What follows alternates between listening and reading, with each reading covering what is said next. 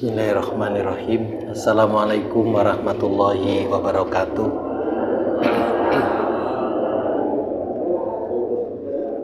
Alhamdulillah alladzi arsala rasulahu bil huda wa dinil haq liyudhhirahu 'alad dini kullihi wa kafa billahi syahida. Asyhadu an la ilaha illallah wahdahu la syarikalah wa asyhadu anna Muhammadan abduhu wa rasuluh la nabiyya ba'da. Allahumma salli wa sallim wa barik ala hadzal nabiyil karim nabiyina Muhammadin wa ala alihi wa sahbihi ajmain. Bapak Ibu jamaah sekalian rahimakumullah. Alhamdulillah, dengan limpahan rahmat, taufik serta hidayah Allah, malam ini kita dapat istiqomah dalam melaksanakan perintah-perintah Allah, terutama perintah ibadah pada salat maghrib berjamaah. Mudah-mudahan seluruh amal ibadah yang kita laksanakan menjadi amal yang sholih dan mendapat ridho dari Allah Subhanahu wa Ta'ala. Amin. Mari kita awali kajian malam ini dengan membaca basmalah. Bismillahirrahmanirrahim.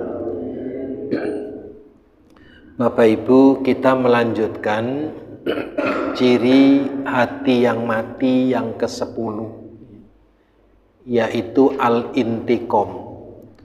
Al-intiqam itu pendendam hebat, yang lazim disebut dengan dendam kesumat.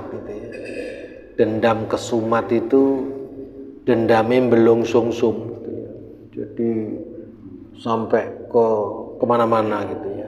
Nah, kira-kira gambarnya orang dendam itu kayak gini nih, Pak.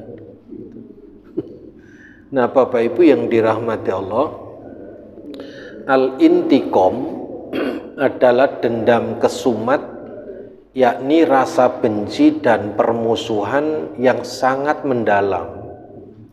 Sangat sulit memberi maaf kepada orang lain.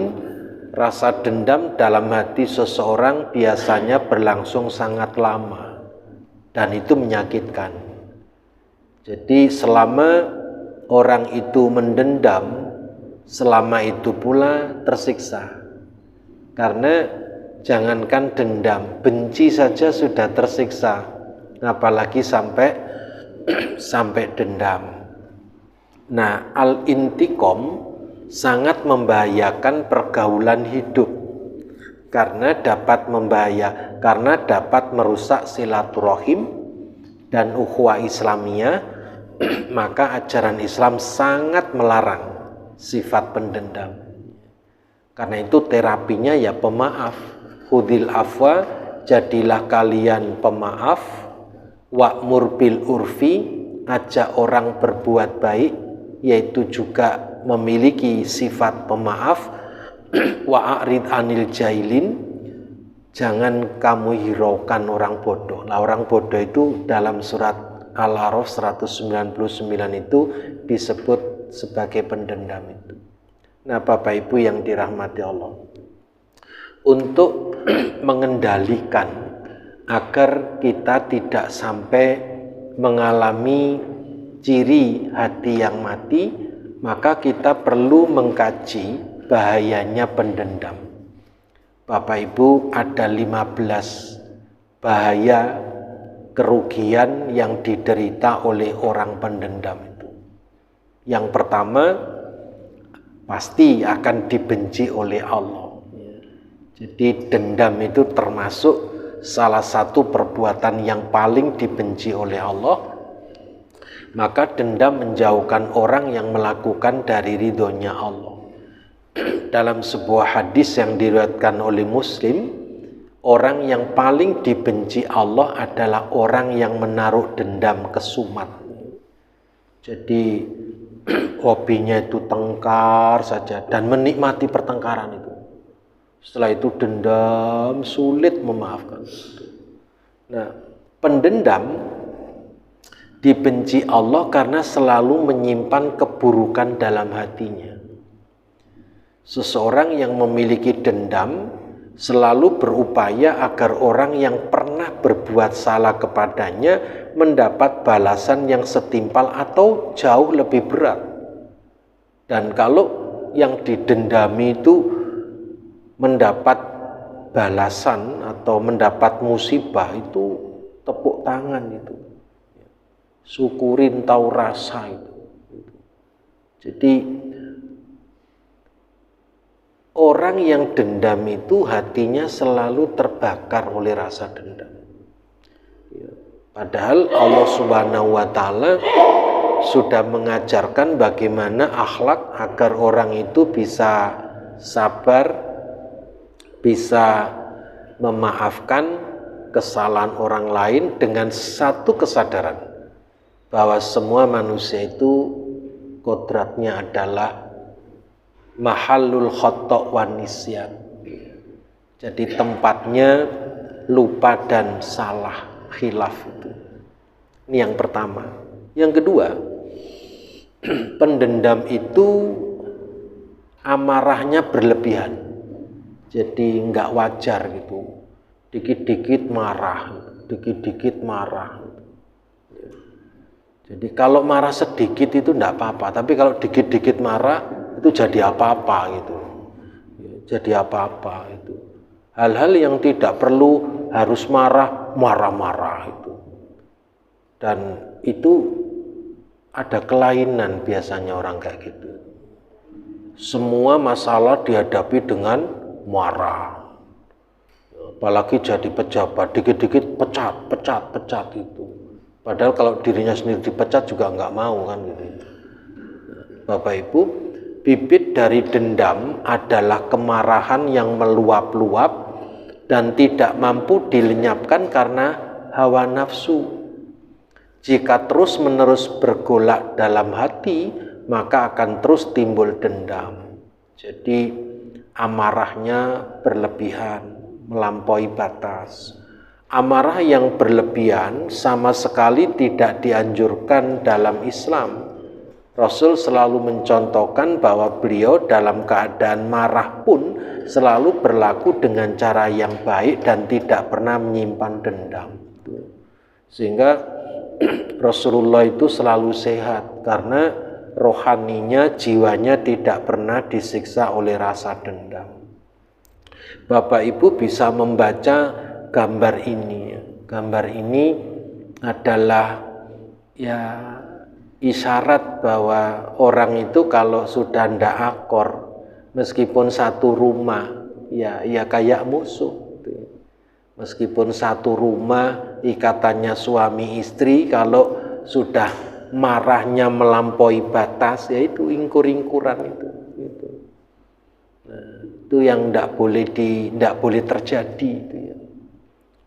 Apalagi kalau dalam satu keluarga itu mulutnya mangap semua itu. Nah, kapan mingkeme itu? Ini karena dendam itu, sehingga luapan marahnya itu sudah nggak terkontrol. Ini kalau ada coro itu demplok itu orang kayak gitu. Iya lah, kok hidup untuk apa kalau hanya itu saja gitu loh. Nah, kemudian yang ketiga, memutus silaturahim pasti itu.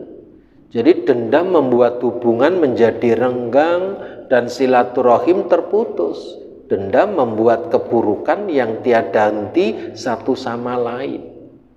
Nah, jika kedua orang terlibat pertengkaran dan saling menyimpan dendam, maka pertengkaran akan terus terjadi dan keduanya sama-sama berdosa akibat dendam yang terus dilakukan, sehingga selalu meniatkan hal yang buruk untuk orang lain. Maka warning, peringatan keras yang disampaikan Rasul itu, tidak masuk surga orang yang memutuskan silaturahim. Nah, maka karena dendam itu silaturahim menjadi putus, ukhuwah Islamiyah berantakan karena masing-masing menyimpang rasa dendam. Andai kata salah satu pendendam, salah satu pemaaf, insya Allah masih lumayan, Pak. Yang pemaaf itu jadi sehat, yang pendendam tambah sakit. Tapi kalau orang dendam ketemu orang dendam, jadi Pak. sumpahnya sampai 7 keturunan tidak bakalan dimaafkan. Berapa generasi 7 keturunan itu? Kalau zamannya Pak Harto itu berapa pelita 7 keturunan itu? Hanya untuk dendam itu. Nah, Bapak Ibu yang dirahmati Allah, sampai seperti itu. Yang keempat, memiliki iman yang lemah. Jadi tanda orang imannya lemah itu kalau punya rasa dendam. Orang yang memiliki dendam dalam hati merupakan ciri orang yang memiliki iman yang lemah. Yang terus-menerus berharap orang lain akan mendapatkan keburukan dan musibah, serta merasa senang dengan kesusahan orang lain. Nah, dari sini menggambarkan bahwa dendam itu seperti dua sisi mata uang dengan dengki. Jadi karena dendam itu kan puncak ke-9 itu. Dulu pernah sudah saya sampaikan, awalnya suudzon, kemudian tajassus, kemudian ghibah, kemudian namimah, kemudian menebar fitnah, terjadilah permusuhan mesti kebencian mesti dendam. Jadi dendam. Kebencian terus kedengkian terus dendam. Jadi level 9 Pak dendam itu dalam penyakit hati manusia. Nah, maka dendam itu mesti dengan kedengkian seperti dua sisi mata uang itu.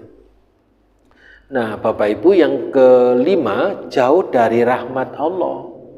Di dalam surat Asy-Syura ayat 40, dan balasan suatu kejahatan ialah kejahatan yang serupa. Barang siapa memaafkan dan berbuat baik, maka pahalanya atas tanggungan Allah. Dan Allah tidak menyukai orang-orang yang zalim. Jadi orang dendam itu dikategorikan oleh Allah masuk kelompok jamaah orang yang zalim.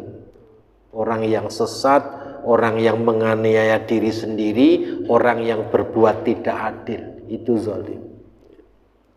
Nah, Bapak Ibu, kemudian yang keenam, hendaklah manusia tidak perlu menyimpan dendam, sebab Allah sudah menjamin akan balasan dari tiap perbuatan hambanya. Jadi manusia diperintahkan untuk memaafkan. Barang siapa memaafkan dan berbuat baik, maka pahalanya atas tanggungan Allah. Maka serahkan saja kepada Allah, biar Allah yang mengadili orang-orang dendam terhadap kita. Bapak Ibu, yang keenam, menimbulkan permusuhan. Nah, dalam surat Fussilat 34, wala tastawil hasanatu wala sayyi'ah idfa' billati ahsan fa idzal ladzi bainaka wa bainahu adawatun ka'annahu waliyyun hamim. Dan tidaklah sama kebaikan dengan kejahatan. Tolaklah kejahatan dengan cara yang lebih baik. Maka tiba-tiba orang yang antaramu dan antara dia ada permusuhan, seolah-olah telah menjadi teman yang baik. Nah, jadi menolak kejahatan itu jangan dengan kejahatan. Tetapi tolaklah kejahatan itu dengan cara yang lebih baik. Jadi ngadepi orang marah-marah, jangan ikut marah. Karena kalau ikut marah menjadi satu kualitas. Ngadepi orang marah itu ya dihadapi dengan senyum, itu simpul. Kasih makan yang kenyang, kasih minum yang enak, terus ngorok terusan biasanya. Nggak jadi marah gitu ya. Nah, jadi enak saja. Kenapa hidup dibuat susah? Karena semua fasilitas Allah yang menyediakan, kita tinggal menikmati. Ngapain hidup harus susah? Karena itu ya idfa' billati ahsan, tolaklah kejahatan itu dengan cara yang lebih baik. Tiba-tiba orang yang tadinya bermusuhan akhirnya menjadi berangkulan, menjadi teman. Di dalam realitas kita seringkali menemukan orang yang bermusuhan itu ya lama bermusuhan, tahu-tahu jadi besan. Kan lama bermusuhan sampai sumpahnya itu dadio godhong ora tak suwek, dadio banyu ora tak ciduk, tahu-tahu dadi besan. Aduh, kelejingan itu. Nah, dan setelah jadi besan ternyata masih ada lanjutannya. Ya. Istrinya ya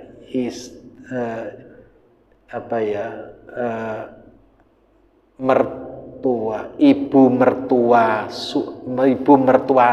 manten laki itu ternyata gagal ginjal. Ibu mertua manten laki.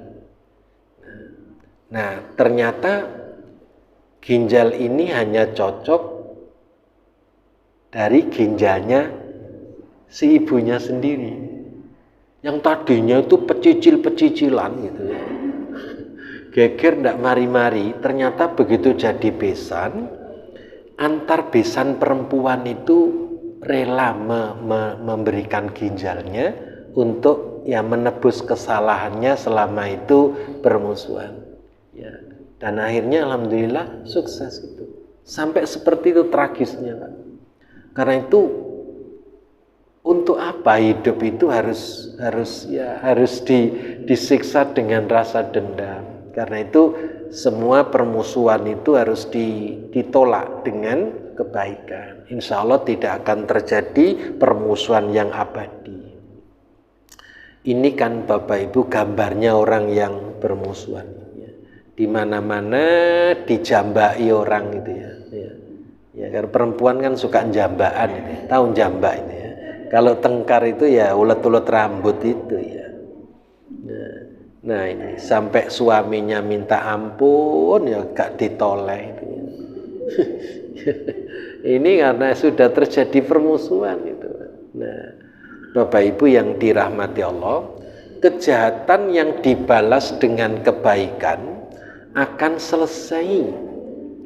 Jikalaupun mendapatkan kejahatan yang berulang, Allah yang akan menunjukkan kebenaran dan orang yang memaafkan akan mendapat pahala kebaikan.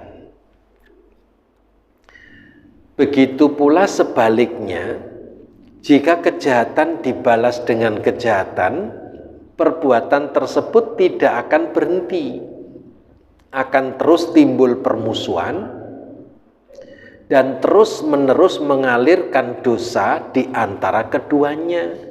Perbuatan tersebut akan menyebabkan kedua orang tersebut jauh dari kedamaian. Semua orang itu butuh hidup damai, tentram, bersahabat, silaturahim. Maka kalau sampai kejahatan dibalas dengan kejahatan, tidak berhenti, Pak, tidak berhenti. Tapi kejahatan dibalas dengan kebaikan, insya Allah berhenti. Orang geger itu karena pada niat ya, Pak. Kalau orang yang satu semangat gegeran, yang satu enggak bersemangat, mau gegeri siapa? Ya. Nanti kalau tetap ngotot, ya nanti kelejingan sendiri. Karena itu idfa billati yahsan, tolaklah kejahatan itu dengan kebaikan. Ya. Akhirnya ya malu sendiri itu ya. Nah, yang ketujuh, hati tidak tenang. Bahaya dendam menurut Islam ialah jauh dari hati yang tenang, sebab selalu memikirkan keburukan orang lain dan selalu mengharapkan keburukan menimpa orang lain. Jadi pikirannya itu jelek terus, perasaannya juga tersiksa terus, hatinya juga mendidih, berkutuk gitu. Nah, maka Bapak Ibu yang dirahmati Allah, hidup menjadi tidak tenang, tidak akan nyaman dalam melakukan segala aktivitas sehari-hari. Amal ibadahnya tidak akan sempurna sebab tidak memiliki hati yang bersih. Jadi serba ndak nyaman orang itu kalau punya dendam itu. Ya kira-kira gambarnya ya kayak gini nih orang nggak tenang itu. Ya.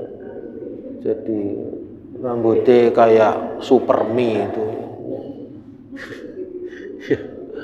Jadi ndak tenang sampai stres itu. Ya, Bapak Ibu nggak usah nyoba dah ini, nggak usah nyoba. Jadi orang dendam itu ndak pernah tenang, ndak pernah damai, nggak pernah harmonis ya. Bapak Ibu, kemudian timbul iri dengki. Ketika di dalam hati terdapat dendam, akan sulit melihat kebahagiaan orang lain. Nah, rasa iri akan menimbulkan dosa yang lebih besar lagi sebab tidak menerima pemberian Allah dan tidak bersyukur kepadanya. Allah selalu berbuat adil dan memberikan kenikmatan yang lebih untuk hambanya. Jadi begini Pak, anugerah yang diterima oleh seseorang itu kan atas kehendaknya Allah. Lah kalau Allah saja berkehendak memberi kenikmatan, kenapa orang dendam itu kok ndak rela? Wong yang dendam ya ndak dirugikan. Yang dendam juga enggak ikut berkontribusi untuk mendapatkan anugerah. Kan kehendaknya Allah. Maka sesungguhnya menyiksa diri sendiri kalau Allah memberi anugerah lebih lantas dia dengki, dia enggak rela. Ya, itu namanya resiko ditanggung penumpang. Nah, karena itu Allah itu maha adil. Tidak mungkin Allah itu di dalam membagi rezeki itu salah alamat, itu tidak mungkin Pak. Rezeki kita, Bapak Ibu itu punya alamat sendiri-sendiri. Tidak mungkin rezeki itu tertukar. Karena itu yakini yang saya terima ini ya sudah jatah saya. Yang diterima orang lain ya jatahnya orang lain. Jangan meri kalau orang lain mendapat lebih dari yang kita terima. Kalau meri ya salai dewi. Sakit dibuat sendiri. Yakinlah rezeki itu ada alamatnya Pak. Di pucuke gunung meskipun nggak ada Pak Pos, rezeki itu datang Pak. Rezeki itu datang. Jadi rezeki itu sudah ada alamatnya, nggak mungkin salah alamat. Itu hanya Ayu Ting Ting yang salah alamat itu. Karena diberi alamat palsu loh, kok apal kabeh gitu. Jadi Bapak Ibu yang dirahmati Allah seperti itu. Saya ingin cerita sedikit.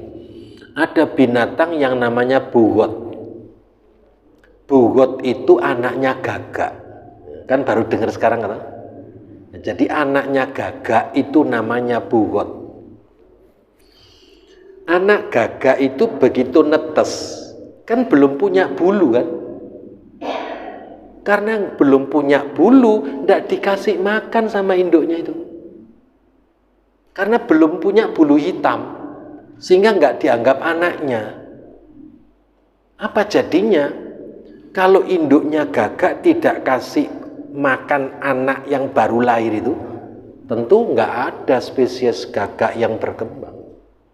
Tapi Allah memberikan rezeki, yaitu apa? Kulitnya anak gagak yang belum ada bulunya itu diberi aroma oleh Allah yang bisa mengundang serangga datang. Begitu serangga datang ditutuli Pak, itu bugot itu. Begitu ditutuli, gizinya penuh, tumbuh bulu-bulu yang mulai hitam. Begitu bulunya mulai hitam, induknya datang, tiba nokon anakku ale gitu. Baru diakoni. Baru diakoni kalau itu anaknya setelah bulu hitam tumbuh. Subhanallah. Allah itu sampai anaknya gagak ya diopeni loh Pak. Apalagi kita yang memang dipilih oleh Allah jadi khalifah untuk mengelola dan memakmurkan bumi. Anaknya gagak aja yang nggak dikasih makan sama ibunya, itu aja dikasih media oleh Allah untuk dapat rezeki kok. Ya, karena itu orang hidup itu ya nggak usahlah iri dengan anugerah yang diterima oleh orang lain. Karena itu qadarullah, itu sudah kehendaknya Allah itu. Saya sering nasihati mahasiswa kedokteran sama Dokter Bambang apa ini. Ya, nanti kalau kalian praktek, saya bilang, sudah jadi dokter praktek, nggak usah meri kalau dokter sebelah itu lebih rame. Ya, pasiennya kok rame, dukun itu kok ndi, jangan pakai gitu. Ya, karena apa? Pasien yang datang ke kalian itu kalau nggak digerakkan oleh Allah nggak bakalan. Jadi pasien yang datang itu atas kehendak Allah. Nah, maka kalau sedikit pasien ya sudah, yang sedikit itulah yang dikehendaki oleh Allah. Jangan minta lebih dari itu. Apalagi setelah minta kemudian tidak terkabul, muncul suudzon. Ya akhirnya ya tidak baik dengan dokter yang lain, padahal satu koleha gitu ya. Nah Bapak Ibu, karena itu dalam persoalan dendam ini secara otomatis melahirkan kedengkian seperti itu. Nah begini Bapak Ibu, gambar ini bisa dimaknai kan, sebenarnya yang melorok itu, melirik apa melorok itu? Melirik ya, melorok, terserah lah Bapak Ibu, terserah. Mau mengatakan melorok atau melirik, yang jelas yang makan apel itu koyok ndak rela kalau temannya makan coklat kan. Itu sudah megang apel dan sudah dimakan, isek melirik sing nyekel coklat, es krim. Mendanio dia ndak nyekel opo-opo Pak. Mungkin dimplok itu orang itu. Kan begitu Pak. Sudah megang kok yang nggak bersyukur, mbok ya dinikmati, disyukuri, nggak usah melorok sing bawa coklat sama es krim. Itulah. Ini kalau dikaji dari aspek psikologi, dia ada kelainan, Pak. Dia ada kelainan kepribadian yang tidak qanaah dan tidak syukur, dan dia tidak bisa menikmati makan apel itu. Karena apa? Dia tidak rela kalau temannya makan coklat. Tapi kalau dia melihat temannya cuma makan kerupuk, baru tahu dia.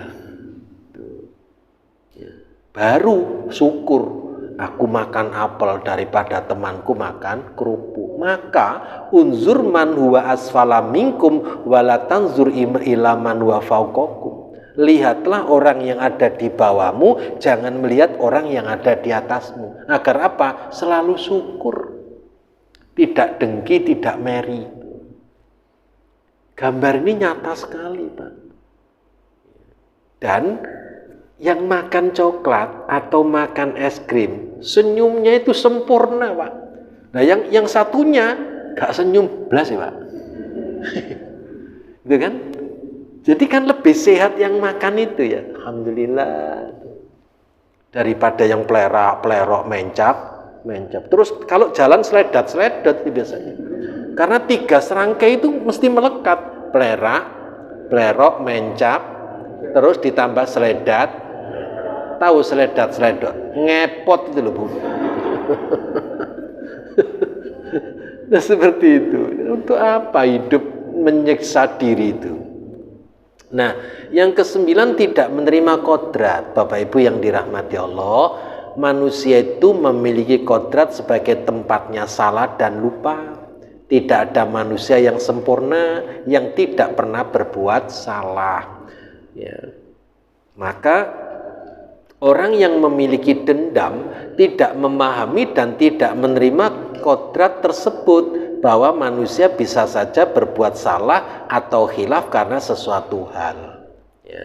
Maka akibatnya seperti ini Pak, menyendiri ya akhirnya ya merenung-renung sendiri, nanti lama-lama bengong sendiri ya terus bingung sendiri itu. Akhirnya ya sendirian sudah.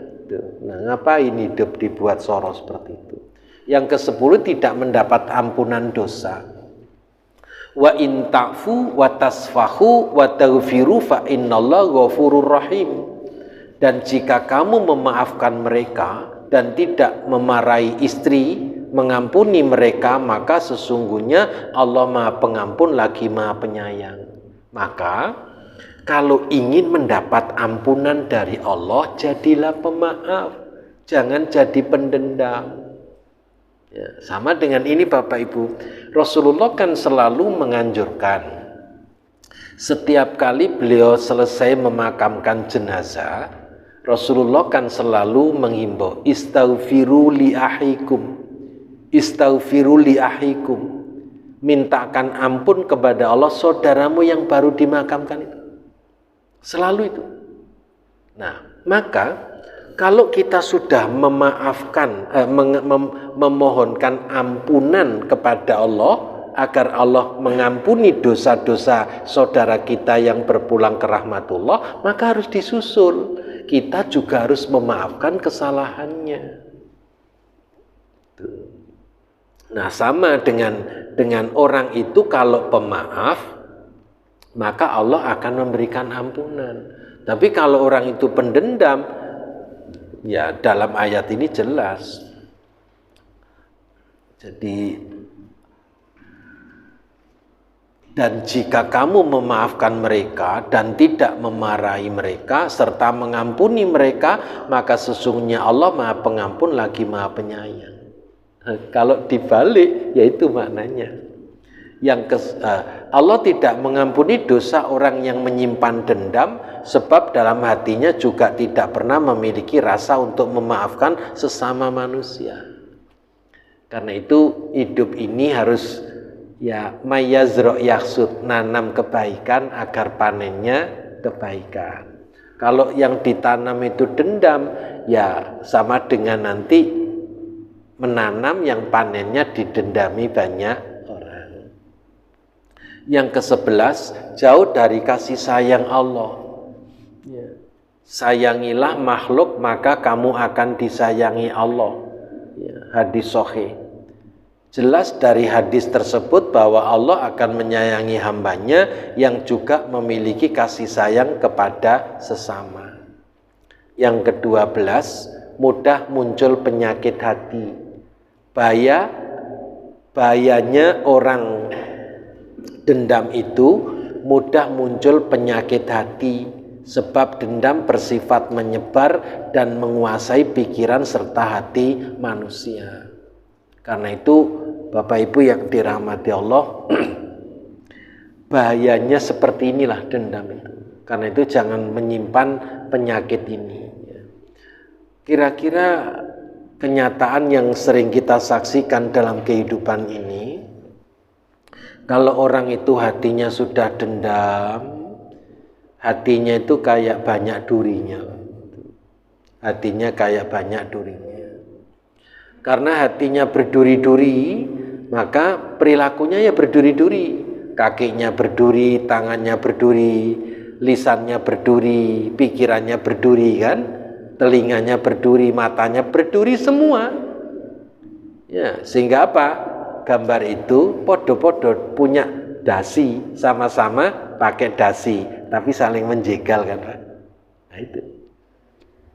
Jadi luar biasa penyakit hatinya ya selalu mengeluarkan duri-duri dalam kehidupan ini.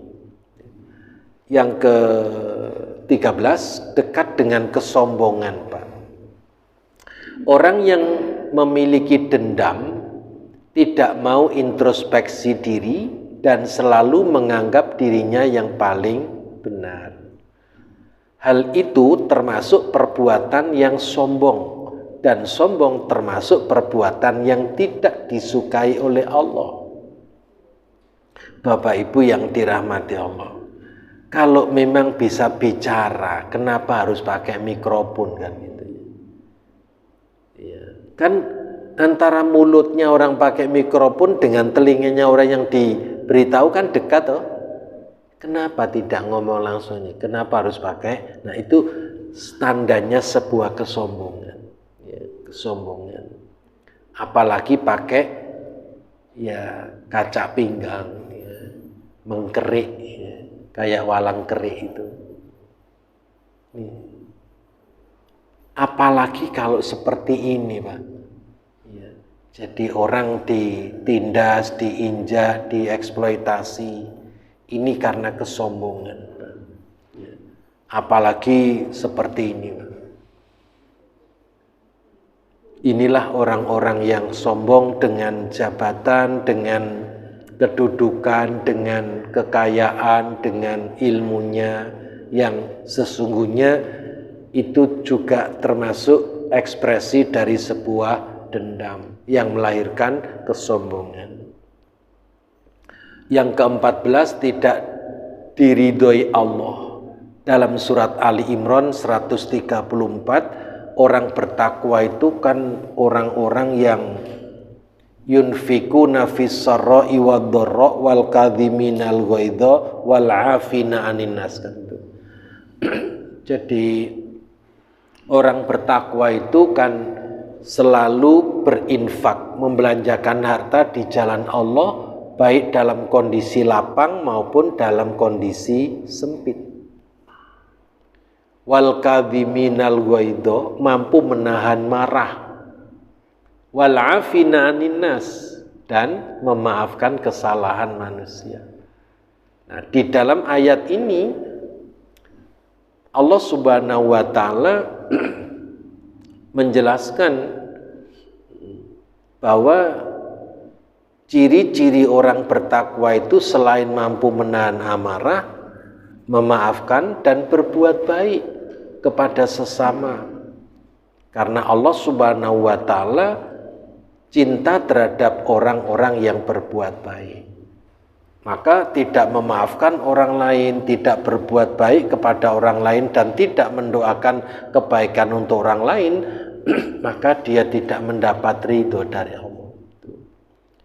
Nah, Bapak Ibu, itu yang ke-14. Yang ke-15, sulit mendapatkan teman. Pendendam akan sulit mendapatkan teman karena tidak ada yang mau diajak berteman, takut dengan sifat dendamnya. Orang-orang akan beranggapan kurang baik dan berhati-hati kepadanya, sebab jika berbuat kesalahan baik disengaja atau tidak akan sulit berdamai dan akan terus mendapat masalah baru karena perasaan dendamnya, sehingga muncul kelapangan dada sing waras ngalah, ya. Pernah ada kata-kata gitu, sing waras ngalah, timbangane gegeran, gitu ya. Sing waras ae sing ngalah itu. Ada kadang-kadang sing tuwek ngalah. Ada kadang-kadang sing tuwek gak ro tuweke, sing enom ngalah. Kan ada gitu kan? Nah, itu bagus itu. Ya, daripada kemudian ditakuti banyak orang karena dia punya sifat hati-hati, itu punya sifat pendendam. Kalau kamu salah dikit, dendamnya sampai puluhan tahun gitu. Nah, Bapak Ibu yang dirahmati Allah, 15 bahaya yang ditimbulkan oleh sifat dendam tersebut sangat merugikan diri dan orang banyak, rugi di dunia maupun rugi di akhirat. Maka waspadalah dengan sifat al-intiqam, yakni dendam kesumat. Dendam saja sudah jelek, apalagi ditambah kesumat, itu ya. Nah, itulah Bapak Ibu yang dirahmati Allah. 10 sudah bulat, 10 ciri qalbun mayyit, hati yang mati. Insya Allah kita akan lanjut dengan materi takmal qulub, ya. Takmal qulub dulu kayaknya sudah pernah saya sampaikan, itu jadi hati yang buta, gitu ya. Insya Allah kita akan bahas selanjutnya, dan nanti yang terakhir takmal qulub sudah ya. Oh, nanti lanjutannya karena sudah selesai hati yang mati, maka selanjutnya memelihara nafsu. Jadi tazkiyatun nafsi nanti akan kita bahas tentang bagaimana nafsu itu, insyaallah. Ada yang perlu ditanyakan? Silakan. Nggih.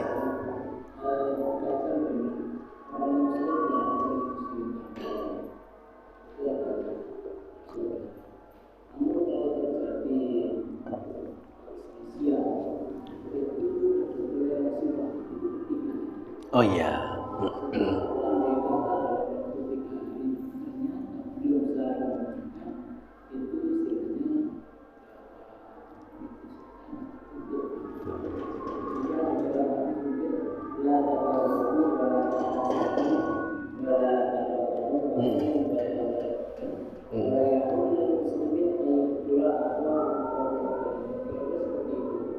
Nggih. Berikan sesuatu kepada sesama muslim yang bila mana terjadi sesuatu perselisihan agar sesegera mungkin kembali. Iya, jadi langkahnya ya idfa billati hiya ahsan. Salah satu di antara orang yang berseteru sampai mendekati 3 hari itu harus muncul kesadaran. Jangan sampai permusuhannya itu menyebabkan dua-duanya masuk neraka. Jangan sampai permusuhannya itu menyiksa diri. Ya. Karena orang bermusuhan itu sebelum masuk neraka di dunia ini sudah menciptakan neraka sendiri, Pak. Orang bermusuhan itu mesti membenci, nggak ada ceritanya orang bermusuhan saling menyayangi, itu nggak ada, Pak. Maka salah satu syukur-syukur dua-duanya itu menyadari hadis Nabi itu sebelum 3 hari itu sudah saling bermaafan. Yang lebih mulia itu yang lebih dulu minta maaf atau memberi maaf atau berdamai itu lebih bagus ya. Nah, Bapak Ibu yang dirahmati Allah, maka kalau salah satu apalagi salah dua mengamalkan perintah Allah idfa billati ahsan, tolaklah kejahatan itu, siapa yang memusuhi dengan kebaikan. Jadi siapapun yang mendiamin kita langsung aja diselondoi, bahasa Jawanya itu sing nyelondoi gitu ya. Ya itu akhirnya ya sing waras kudu ngalah gitu. Sing waras ngalah gitu ya. Karena apa? Ndak untung, Pak. Orang berdiam-diaman itu ndak untung, Pak. Banyak ruginya gitu. Apalagi terus ada pihak ketiga yang ngompori.